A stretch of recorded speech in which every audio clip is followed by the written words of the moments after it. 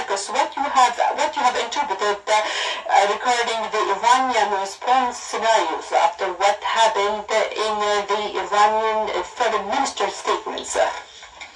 Well, first of all, let me say that the American airstrikes on Iran were illegal because they violated the United Nations Charter and international law in general, both of which America is a signatory to and both of which the Americans helped to create after 1945.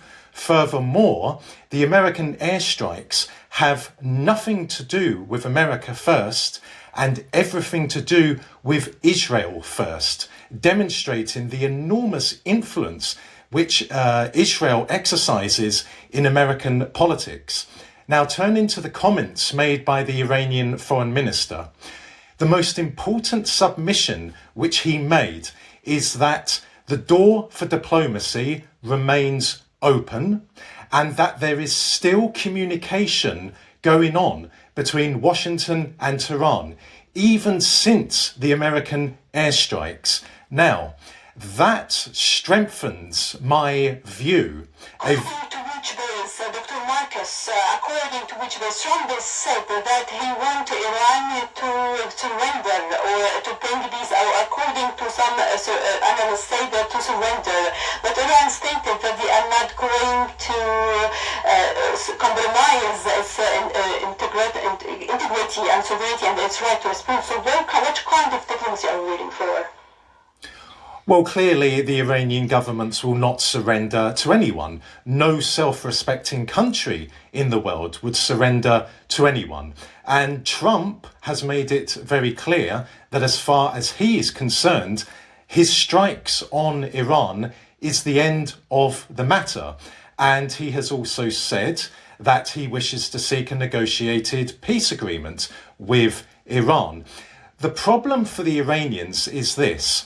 Whilst they have inflicted severe damage on Israel over the last few days, and clearly the Israelis are shaken, clearly they underestimated the capacity of Iran's ballistic and cruise missiles, and clearly Israel cannot beat Iran in a war without America's support.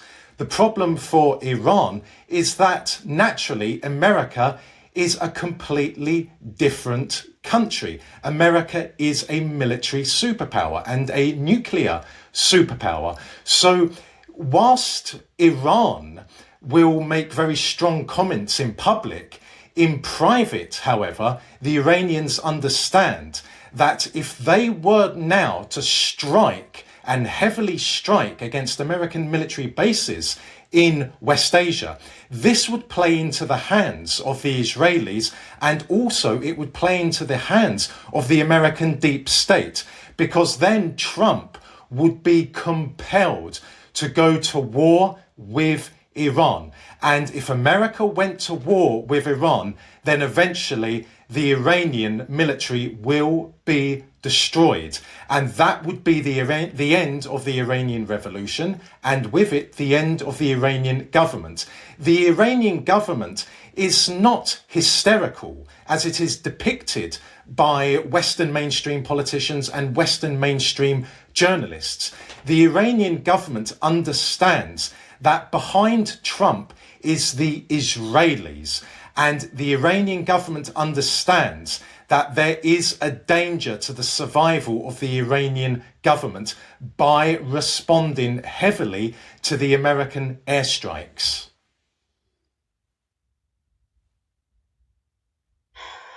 Dr. Marcos, I can understand very much you said that the Western countries have this confirmation that they are so sure that Iran will not have a very strong strikes or a very strong response as it was expected. So what are the levels of the Iranian response which the Western countries are calculated right now, and which one is most concerned among them? Clearly, there will be an Iranian response, and possibly a heavy Iranian response, against Israel. There may be some other actions which the Iranians will take. Remember, back in 2020, following the assassination of Soleimani. Against Israel, not against the American bases and American interests. So you rule out that Iran going to respond by attacking the American bases? I do not believe that the Iranians will attack or heavily attack American bases in the Middle East, because quite frankly, that would be suicide for the Iranian government. That would be suicide for Iran as a whole. There is no reason why the Iranians should take such a course of action. As I said, that would be playing into the hands of the Israelis. The Israelis ultimately want to see the destruction of the Iranian government. They want to see the Shah return to Iran, and the Shah has connections to the Western ruling elites, to the globalists, and to Israel.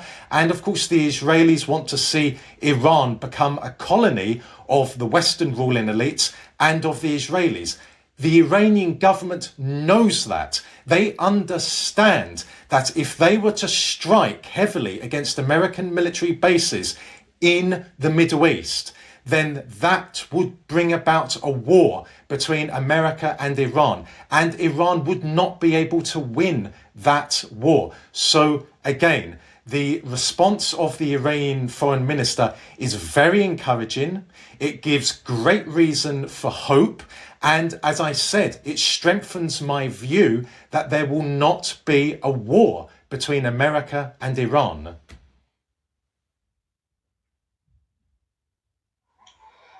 What are the rule of negotiation right now for those who are following from the West? Because also in the Western countries, Al-Qahera has stated that we don't even trust the Western countries in what is related to the negotiations.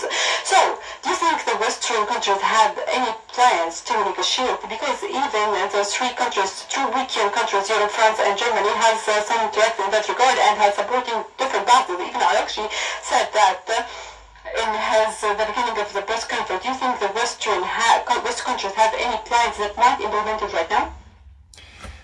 Whilst I believe that Trump is opposed to war, nonetheless, he is to a great extent beholden to the Israelis. And that is simply unforgivable, and that is intolerable. Therefore, when we see the American airstrikes on Iran, we have to see it in the context of Trump being beholden to the Israelis. Regarding the Europeans, quite frankly, do not exert any influence in the negotiations with Iran. They have made it very clear that they, quote, stand with Israel. So the Iranians will not attach any importance to negotiations with the Europeans, but they do, of course, attach importance to the negotiations with America. And we should not take it for granted that even though a few hours ago the Americans carried out airstrikes against Iran, nonetheless, the Americans and the Iranians are still communicating with each other. That demonstrates that the Iranians understand the danger of not maintaining communications with the Americans. And it also demonstrates that whilst Trump is beholden to the Israelis, he still does not want a war with Iran. We have to remember that war is war. Airstrikes are airstrikes. They are not the same thing.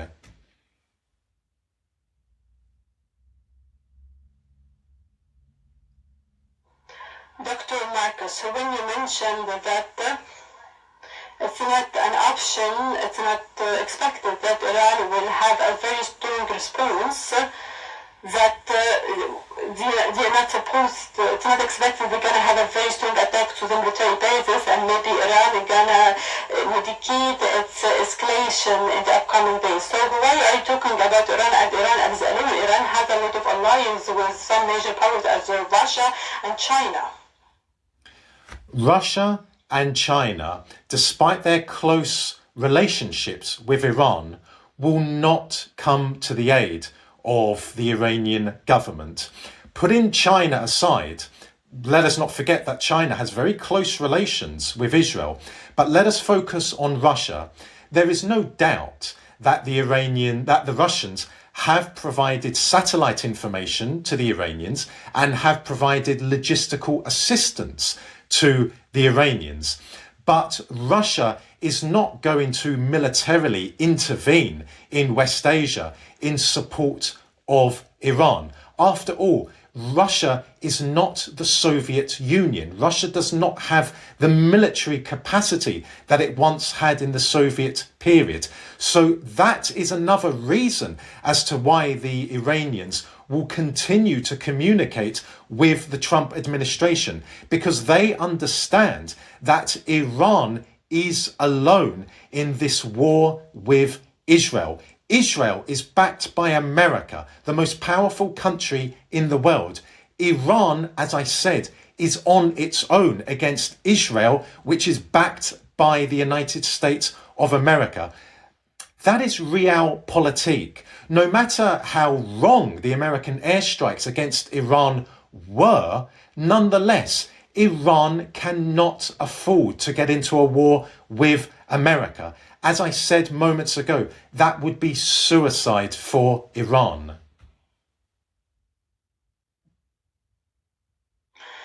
Dr. Marcus, did you think after all these signals, after all these indicators you have mentioned, that this support to Iran will not be given? And we have seen objects of this escalation. Do you think Iran is knowing that they are alone? And this war with Israeli supported by Israel? Do you think Iran knows that they are alone?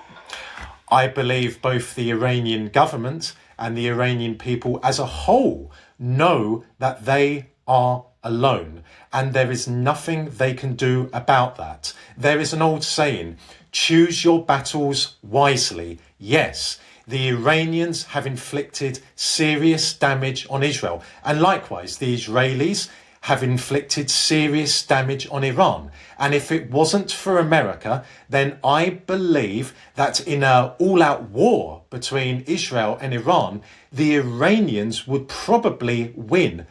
But the reality is that Israel is backed by America.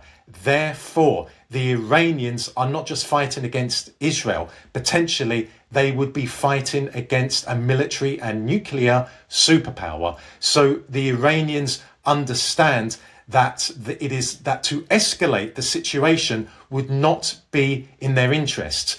And no doubt that the Iranian people have come together even more so in the last few days, more than ever before. And I should add as well that Iranian organizations in the Western world, which clearly have ties to the globalists and have ties to the Israelis, have confirmed to ordinary people in Iran who do not particularly like the Iranian government that these Iranian organizations in Western countries care nothing for Iran, because those organizations openly support the Israeli military attacks on Iran, which has resulted in hundreds of Iranian civilians, including women and children, having died. So as a result of the Israeli attacks, as a result of the American attacks, and as a result of the Iranian organizations based in Western countries, this has rallied the Iranian people all the more so, not just behind the Iranian government, but behind Iran as a whole. There are nearly 100 million Iranian people living in Iran. They are fiercely patriotic, they are fiercely religious, and when it comes to defending Iran, they would flock to the front line if there was an all-out war between America and Iran. And that is something that the Trump administration and the American military understand. And Trump does not wish to get entangled in an all-out war in West Asia. That would be devastating for American interests, and that would severely undermine MAGA. And MAGA would quickly turn on Trump if he was to go to war with Iran. Thanks so much for remembering Dr. Marcos Baba. That was the expert of international relations.